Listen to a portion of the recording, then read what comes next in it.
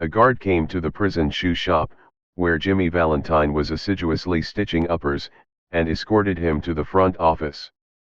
There the warden handed Jimmy his pardon, which had been signed that morning by the governor. Jimmy took it in a tired kind of way. He had served nearly 10 months of a 4-year sentence. He had expected to stay only about 3 months, at the longest.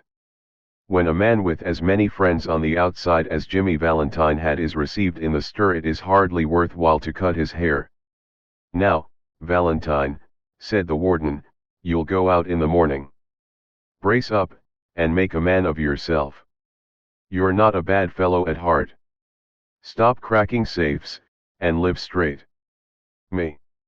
said Jimmy, in surprise. "Why, I never cracked a safe in my life." "Oh, no," laughed the warden. "Of course not. Let's see, now. How was it you happened to get sent up on that Springfield job? Was it because you wouldn't prove an alibi for fear of compromising somebody in extremely high-toned society? Or was it simply a case of a mean old jury that had it in for you? It's always one or the other with you innocent victims." "Me?" said Jimmy, still blankly virtuous. "Why, warden, I never was in Springfield in my life." "Take him back, Cronin," said the warden, "and fix him up with outgoing clothes. Unlock him at 7 in the morning, and let him come to the bullpen. Better think over my advice, Valentine." At 7:15 on the next morning Jimmy stood in the warden's outer office. He had on a suit of the villainously fitting, ready-made clothes and a pair of the stiff, squeaky shoes that the state furnishes to its discharged compulsory guests. The clerk handed him a railroad ticket and the $5 bill with which the law expected him to rehabilitate himself into good citizenship and prosperity. The warden gave him a cigar, and shook hands. Valentine, 9762, was chronicled on the books, pardoned by governor, and Mr. James Valentine walked out into the sunshine. Disregarding the song of the birds, the waving green trees, and the smelling the flowers, Jimmy headed straight for a restaurant. There he tasted the first sweet joys of liberty in the shape of a broiled chicken and a bottle of white wine, followed by a cigar a grade better than the one the warden had given him. From there he proceeded leisurely to the depot. He tossed a quarter into the hat of a blind man sitting by the door, and boarded his train. 3 hours set him down in a little town near the state line. He went to the cafe of one Mike Dolan and shook hands with Mike, who was alone behind the bar. "Sorry we couldn't make it sooner, Jimmy, me boy," said Mike. "But we had that protest from Springfield to buck against, and the governor nearly balked. Feeling all right?" "Fine," said Jimmy. "Got my key?" He got his key and went upstairs, unlocking the door of a room at the rear. Everything was just as he had left it. There on the floor was still Ben Price's collar button that had been torn from that eminent detective's shirt band when they had overpowered Jimmy to arrest him. Pulling out from the wall a folding bed, Jimmy slid back a panel in the wall and dragged out a dust-covered suitcase. He opened this and gazed fondly at the finest set of burglar's tools in the East.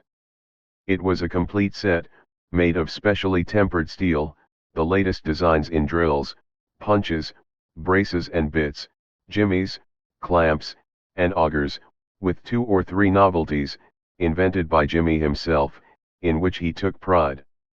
Over $900 they had cost him to have made at, a place where they make such things for the profession. In half an hour Jimmy went downstairs and through the cafe. He was now dressed in tasteful and well-fitting clothes, and carried his dusted and cleaned suitcase in his hand. "Got anything on?" asked Mike Dolan, genially. "Me?" said Jimmy, in a puzzled tone. "I don't understand. I'm representing the New York Amalgamated Short Snap Biscuit Cracker and Frazzled Wheat Company." This statement delighted Mike to such an extent that Jimmy had to take a seltzer and milk on the spot. He never touched hard drinks. A week after the release of Valentine, 9762, there was a neat job of safe burglary done in Richmond, Indiana, with no clue to the author. A scant $800 was all that was secured. 2 weeks after that, a patented, improved, burglar-proof safe in Logansport was opened like a cheese to the tune of $1,500, currency, securities and silver untouched. That began to interest the rogue catchers. Then an old-fashioned bank safe in Jefferson City became active and threw out of its crater an eruption of banknotes amounting to $5,000. The losses were now high enough to bring the matter up into Ben Price's class of work. By comparing notes, a remarkable similarity in the methods of the burglaries was noticed. Ben Price investigated the scenes of the robberies, and was heard to remark, "Andy Jim Valentine's autograph. He's resumed business. Look at that combination knob jerked out as easy as pulling up a radish in wet weather. He's got the only clamps that can do it. And look how clean those tumblers punched out. Jimmy never has to drill but one hole. Yes, I guess I want Mr. Valentine. He'll do his bit next time without any short time or clemency foolishness." Ben Price knew Jimmy's habits. He had learned them while working on the Springfield case. Long jumps, quick getaways, no Confederates, and a taste for good society. These ways had helped Mr. Valentine to become noted as a successful dodger of retribution.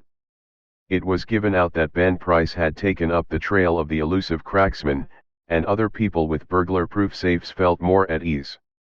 One afternoon, Jimmy Valentine and his suitcase climbed out of the mail hack in Elmore, a little town 5 miles off the railroad down in the blackjack country of Arkansas. Jimmy, looking like an athletic young senior just home from college, went down the board sidewalk toward the hotel. A young lady crossed the street, passed him at the corner and entered a door over which was the sign, "The Elmore Bank." Jimmy Valentine looked into her eyes, forgot what he was, and became another man. She lowered her eyes and colored slightly. Young men of Jimmy's style and looks were scarce in Elmore. Jimmy collared a boy that was loafing on the steps of the bank as if he were one of the stockholders, and began to ask him questions about the town, feeding him dimes at intervals. By and by the young lady came out, looking royally unconscious of the young man with the suitcase, and went her way. "Yes, and that young lady Polly Simpson?" asked Jimmy, with specious guile. "Nah," said the boy. "She's Annabelle Adams. Her pa owns this bank. Why'd you come to Elmore? Is that a gold watch chain? I'm going to get a bulldog. Got any more dimes?" Jimmy went to the Planters Hotel, registered as Ralph D. Spencer, and engaged in a room. He leaned on the desk and declared his platform to the clerk. He said he had come to Elmore to look for a location to go into business. How was the shoe business, now, in the town? He had thought of the shoe business. Was there an opening? The clerk was impressed by the clothes and manner of Jimmy. He, himself, was something of a pattern of fashion to the thinly gilded youth of Elmore, but he now perceived his shortcomings. While trying to figure out Jimmy's manner of tying his four-in-hand, he cordially gave information.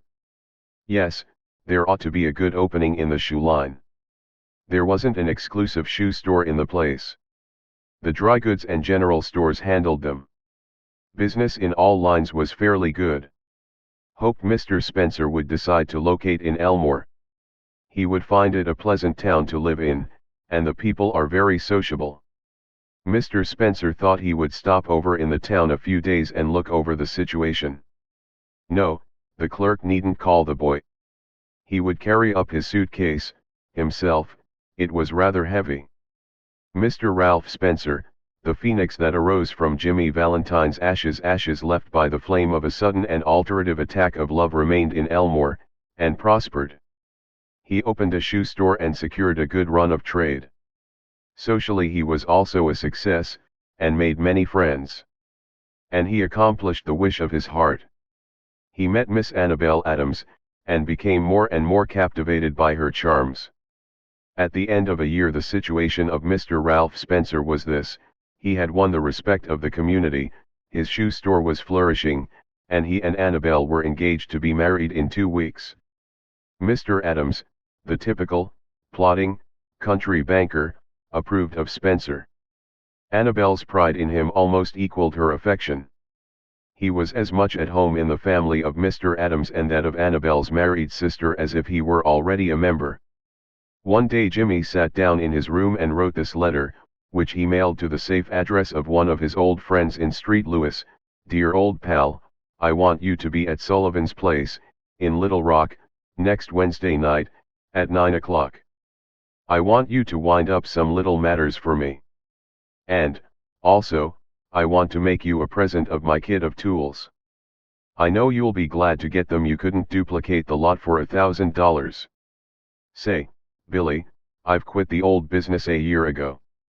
I've got a nice store.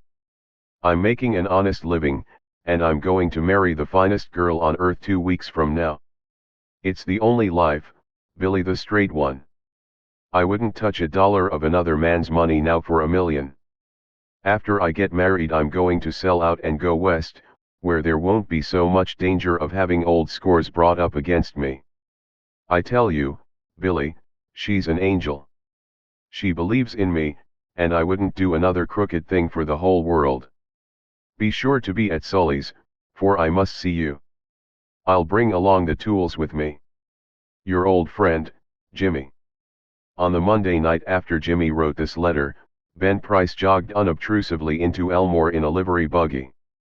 He lounged about town in his quiet way until he found out what he wanted to know. From the drug store across the street from Spencer's shoe store he got a good look at Ralph D. Spencer. Going to marry the banker's daughter, are you, Jimmy? Said Ben to himself, softly. Well, I don't know. The next morning Jimmy took breakfast at the Adamses. He was going to Little Rock that day to order his wedding suit and buy something nice for Annabelle. That would be the first time he had left town since he came to Elmore. It had been more than a year now since those last professional jobs, and he thought he could safely venture out. After breakfast quite a family party went downtown together. Mr. Adams, Annabelle, Jimmy, and Annabelle's married sister with her 2 little girls, aged 5 and 9. They came by the hotel where Jimmy still boarded, and he ran up to his room and brought along his suitcase. Then they went on to the bank. There stood Jimmy's horse and buggy and Dolph Gibson, who was going to drive him over to the railroad station. All went inside the high, carved oak railings into the banking room, Jimmy included, for Mr. Adams's future son-in-law was welcome anywhere. The clerks were pleased to be greeted by the good-looking, agreeable young man who was going to marry Miss Annabelle. Jimmy set his suitcase down. Annabelle, whose heart was bubbling with happiness and lively youth, put on Jimmy's hat, and picked up the suitcase. Wouldn't I make a nice drummer? Said Annabelle. My! Ralph, how heavy it is. It feels like it was full of gold bricks. Lot of nickel-plated shoehorns in there, said Jimmy, coolly, that I'm going to return. Thought I'd save express charges by taking them up. I'm getting awfully economical. The Elmore Bank had just put in a new safe and vault. Mr. Adams was very proud of it, and insisted on an inspection by everyone. The vault was a small one, but it had a new patented door. It fastened with 3 solid steel bolts thrown simultaneously with a single handle, and had a time lock. Mr. Adams beamingly explained its workings to Mr. Spencer, who showed a courteous but not too intelligent interest. The 2 children, May and Agatha, were delighted by the shining metal and funny clock and knobs. While they were thus engaged, Ben Price sauntered in and leaned on his elbow, looking casually inside between the railings. He told the teller that he didn't want anything, he was just waiting for a man he knew. Suddenly there was a scream or two from the women, and a commotion. Unperceived by the elders, May, the 9-year-old girl, in a spirit of play, had shut Agatha in the vault. She had then shot the bolts and turned the knob of the combination as she had seen Mr. Adams do. The old banker sprang to the handle and tugged at it for a moment. The door can't be opened, he groaned. The clock hasn't been wound nor the combination set. Agatha's mother screamed again, hysterically. Hush! Said Mr. Adams, raising his trembling hand. All be quiet for a moment. Agatha. He called as loudly as he could. Listen to me. During the following silence they could just hear the faint sound of the child wildly shrieking in the dark vault in a panic of terror. My precious darling, wailed the mother. She will die of fright. Open the door. Oh, break it open. Can't you men do something? There isn't a man nearer than Little Rock who can open that door, said Mr. Adams, in a shaky voice. My God. Spencer, what shall we do? That child, she can't stand it long in there. There isn't enough air, and, besides, she'll go into convulsions from fright. Agatha's mother, frantic now, beat the door of the vault with her hands. Somebody wildly suggested dynamite. Annabelle turned to Jimmy, her large eyes full of anguish, but not yet despairing. To a woman nothing seems quite impossible to the powers of the man she worships. Can't you do something, Ralph/try/, won't you? He looked at her with a queer, soft smile on his lips and in his keen eyes. Annabelle, he said, give me that rose you are wearing, will you? Hardly believing that she heard him aright, she unpinned the bud from the bosom of her dress, and placed it in his hand. Jimmy stuffed it into his vest pocket, threw off his coat and pulled up his shirt sleeves. With that act Ralph D. Spencer passed away and Jimmy Valentine took his place. Get away from the door, all of you, he commanded, shortly. He set his suitcase on the table, and opened it out flat. From that time on he seemed to be unconscious of the presence of anyone else. He laid out the shining, queer implements swiftly and orderly, whistling softly to himself as he always did when at work. In a deep silence and immovable, the others watched him as if under a spell. In a minute Jimmy's pet drill was biting smoothly into the steel door. In 10 minutes, breaking his own burglarious record, he threw back the bolts and opened the door. Agatha, almost collapsed, but safe, was gathered into her mother's arms. Jimmy Valentine put on his coat, and walked outside the railings towards the front door. As he went he thought he heard a faraway voice that he once knew called Ralph. But he never hesitated. At the door a big man stood somewhat in his way. Hello, Ben, said Jimmy, still with his strange smile. Got around at last, have you? Well, let's go. I don't know that it makes much difference, now. And then Ben Price acted rather strangely.